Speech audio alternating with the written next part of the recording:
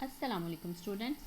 हमारा आज का टॉपिक है कंपोनेंट्स ऑफ फूड। ये आपके सब्जेक्ट बायोलॉजी के यूनिट नंबर 8 का टॉपिक है।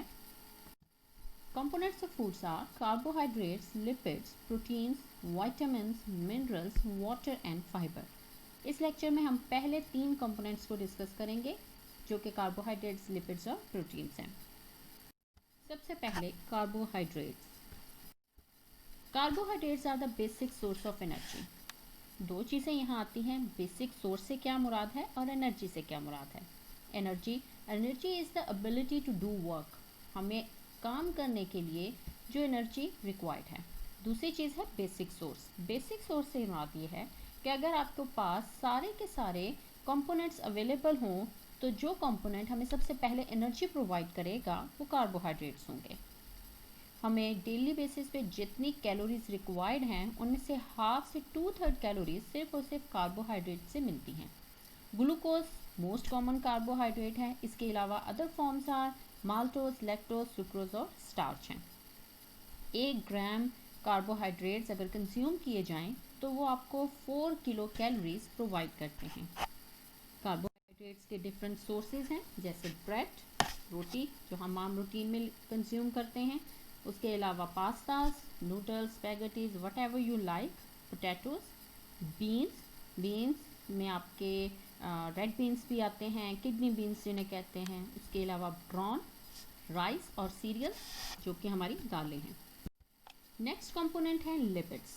लिपिड्स के बारे में आप एक मॉडल जो है सेल मेम्ब्रेन का वो पढ़ चुके हैं, जिसमें आप ये पढ़ चुके हैं कि लिपिड्स हमारी जो सेल मेम्ब्रेन है उसका मेन कंपोनेंट है। ये जो लिपिड्स हैं ये फैटी एसिड्स और ग्लिसरॉल से बने हुए होते हैं। फैटी एसिड्स 2 तरह के हो सकते हैं, सैचुरेटेड भी और अनसैचुरेटेड भी। सैचुरेटेड फैटी एसिड्स क्या होते हैं? सैचुरेटेड फैटी एसिड्स वो फैटी एसिड्स हैं जिनके अंदर पाए जाने वाले सारे कार्बन एटम्स हाइड्रोजन एटम्स के साथ बॉन्डेड होंगे, जबकि अनसैचुरेटेड फैटी एसिड्स में कार्बन हाइड्रोजन की जगह दूसरे कार्बन के साथ डबल बॉन्ड बनाए हुए होगा। लिपिड्स जिनके पास सैचुरेटेड फैटी एसिड्स होते हैं they are generally solid at room temperature, और ऐसे लिपिड्स जिनके पास अनसैचुरेटेड फैटी एसिड्स होते हैं they are generally liquid at room temperature. Examples में अगर हम बटर लें जो कि सॉलिड है, it contains 70% saturated and 30% unsaturated fatty acids. क्योंकि इसमें 70% सैचुरेटेड हैं इसीलिए वो रूम टेम्परेचर पर सॉलिड होगा, और अनसैचुरेटेड फैटी एसिड्स जैसे कि सनफ्लावर ऑयल उसके पास 75% अनसैचुरेटेड फैटी एसिड्स हैं, इसीलिए वो रूम टेम्परेचर पर लिक्विड होगा। इंटरेस्टिंग फैक्ट है फैटी एसिड्स के बारे में कि अगर आप सैचुरेटेड फैटी एसिड्स ज़्यादा कंज्यूम करते हैं तो एक पर्सन का कोलेस्ट्रॉल लेवल बढ़ सकता है। जैसे कि आप फिगर में देख रहे हैं, कोलेस्ट्रॉल लेवल अगर इंक्रीज़ हो जाए तो वो क्या कर सकता है, वो आपकी आर्टरीज़ को क्लॉग कर देगा, आर्टरीज़ की जगह पे आ जाएगा। अगर आर्टरीज़ की जगह को क्लॉग कर दे तो जो रेड ब्लड सेल्स हैं उनके गुजरने की जगह कम हो जाती है, जो कि हार्ट डिजीज़ की तरफ आपको लेके जाता है। Functions of lipids. लिपिड्स के हमारी बॉडी के अंदर डिफरेंट फंक्शंस हैं। फॉर एग्जांपल जैसे मैंने पहले बताया, हम इसके बारे में एक मॉडल पढ़ चुके हैं कि ये हमारी मेम्ब्रेन्स को बनाते हैं। लिपिड्स भी बाई लेयर ही प्रोटीन्स की मदद से और हमारी जो मेम्ब्रेन्स हैं उन्हें बनाते हैं। उसके बाद है शीट्स सराउंडिंग न्यूरॉन्स। न्यूरॉन्स जो हैं उनकी जितनी ही शीट्स हैं जो उनके एक्सोन्स को कवर किए हुए होती हैं वो लिपिड से बनी होती हैं। हमारे कुछ हार्मोन्स जो हैं वो भी लिपिड्स की मदद से बनते हैं।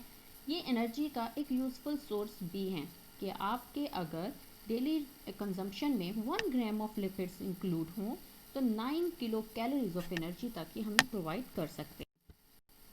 सोर्सेज ऑफ लिपिड के बहुत सारे सोर्सेज हैं। For example milk, butter, cheese, egg, mutton, fish, sunflower seeds, coconut, avocado और हमारे जितने भी ड्राई फ्रूट्स हैं उनमें लिपिड्स अवेलेबल होते हैं। नेक्स्ट टॉपिक है प्रोटीन्स।